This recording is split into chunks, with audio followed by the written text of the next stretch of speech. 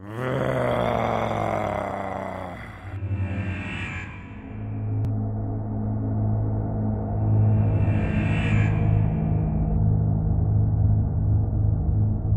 everybody, welcome to Second Scene. I'm your host David.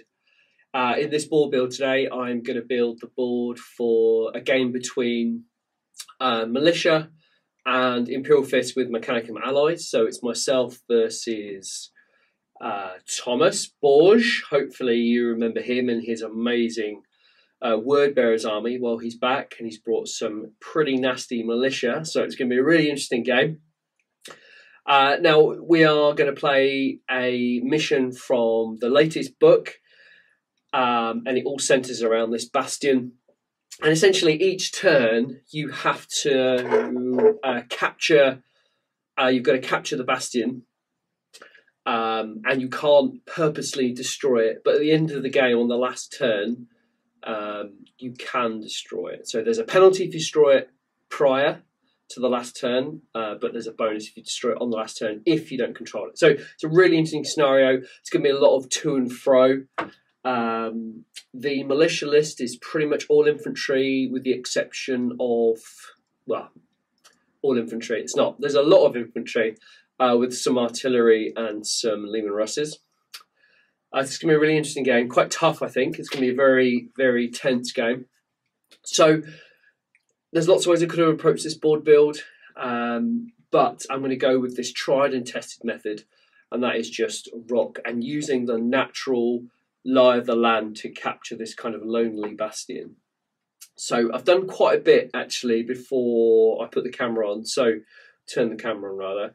All I've done is I've filled the entire board with the biggest rocks that I could find that match. So there was quite a lot of black space in between the rocks, which is just kind of my board, and then I filled those in with large and small bits of slate, and that's just to make sure that if the aggregate I've got doesn't spread all the way over the board, it will cover all of the black underneath it, so it will look just like a rocky outcrop with some kind of black sand, I guess, or you know, kind of scree and things like that. I've then also got some small slate chippings to kind of just dress the board thereafter. I was going to put, I don't know if I've got it to hand, I made a concrete pad with loads of concrete sections on it. I was going to put that in the middle and then put some defence lines around it, but it didn't look right, and I could hide it really well. It's fine, it looked okay, but to me this bastion is a lonely bastion. It's one of those ones where it doesn't look strategically important, but for some reason a bastion has been placed in the middle of nowhere, so it must be important for whatever reason. In most cases you can imagine a massive elevator shaft going down into a big kind of underground Zone Mortalis style thing, but this is just purely the battle for the bastion. So super simple. Rocks cost me about 50 quid. And the small slate or the larger slate pieces, again, maybe 20 quid. And the line of sight that this board, or the lack of line of sight that this board provides, is unbelievable. You know, when you get your eye down on the board, there's not a lot of line of sight. So there are areas, but there has to be, of course. But on this one, you can easily hide some tanks or some troops or some artillery or whatever and just get them firing over. So it's going to be a really interesting board build, really simple though. I think the result will be really good. So all I'm going to do now, I'm not going to bore you any longer. All I'm going to do is literally just dump the aggregate on, smooth it around a little bit. You've seen me do this 100 times before, so I'm not going to labour it too much. And then I'll just come in with some little slate and just kind of dress the board thereafter. So all the hard work's done. I'll get on with it.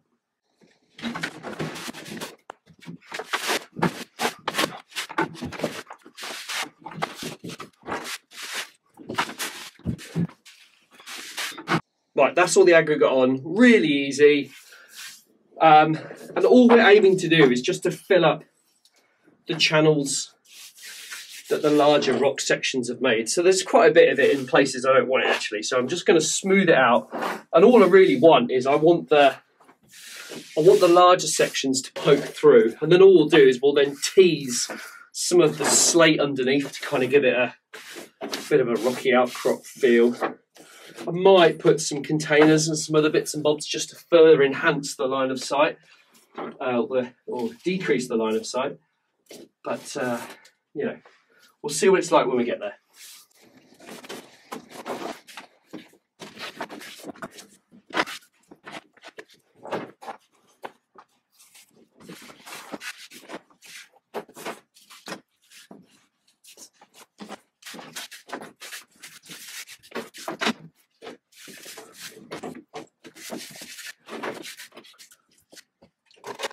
Right, there we have it. So that's all that's sorted out. I'm just going to put a little bit around the bastion.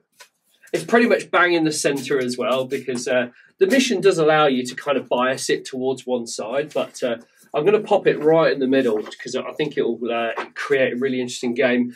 The militia have got a lot of big heavy guns to kind of pound away at the back.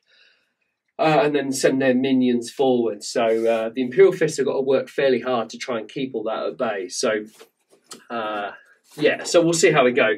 Because if the Imperial Guard are at one end and the the militia were at one end and the bastion was centred there, it's going to be really hard, super hard for the militia.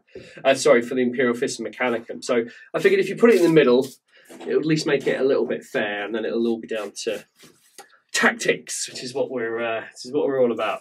So that's that done. I'm really happy with that. I've got a few of these poking through and a massage a few of these just to kind of help reinforce the rocky outcrop of the board.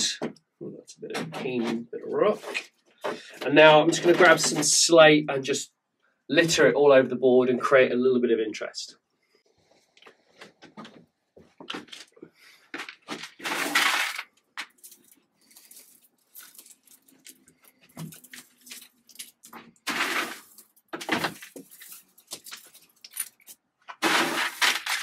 See, I'm mainly just spreading it where there isn't any big rocks. So just a bit in the middle, and this just adds another layer to give the eye something interesting to look at. And also the reason why I've gone for this colour palette of grey and black is because we've got the yellow and red of the Imperial Fists, and then we've got the, I wouldn't say multicoloured, but the militia are quite fairly colourful. Thomas's style is quite bright and vibrant, and it works really well with that army. So I'll massage a bit of this in. You know, it's nothing technical or difficult.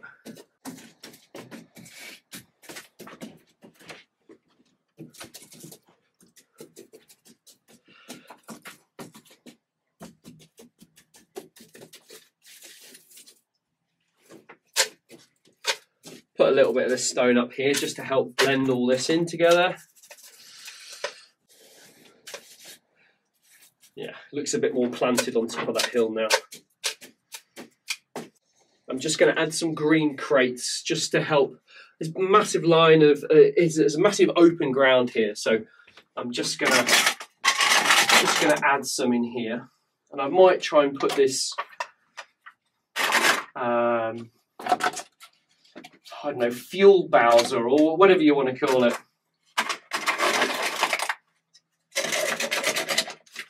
Yeah, I think that'll really help. If we can bury it a little bit as well, which is the beauty of using this aggregate, as you all know, you can just bury stuff, make it look like it's been there for a long time. Yeah.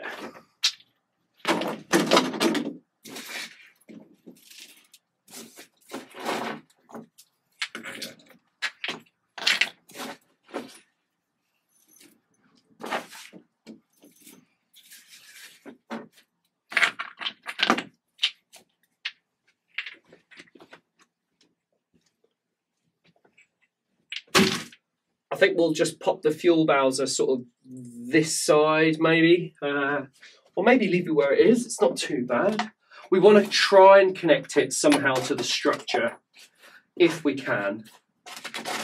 So So if we bury the pipe, I'll get a photo of this and show you at the end, just to make it look like it's going into the side of the rock. There you go, that's a little bit better. Really like that. I might try and make a little floor out of the stone.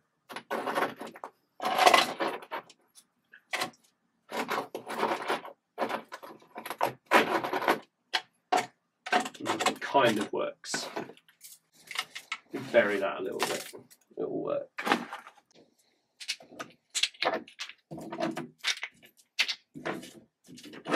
Just removing some of these larger rocks, they're not needed. And that's fine, you know, you can just, that's the beauty about this, they're not fixed now, they're not fixed forever with PVA glue or plaster, they are completely removable. That's the beauty of this system. I know I keep banging on about it, but it's so true. There we go. The big rocks were mainly to bulk out the aggregate here. So, and also now it allows me to just blend that loose slate in a little bit more, because I think it was a bit too in your face.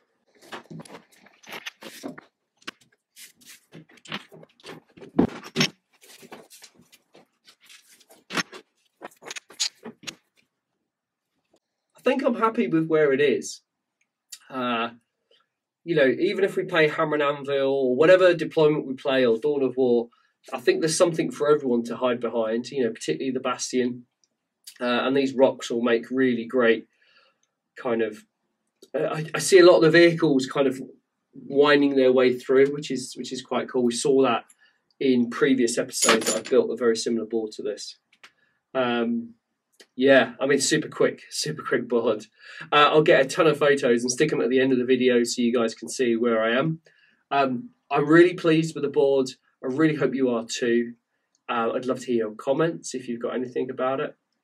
And I sincerely hope you enjoy the game. So I'll see you in the next Saints.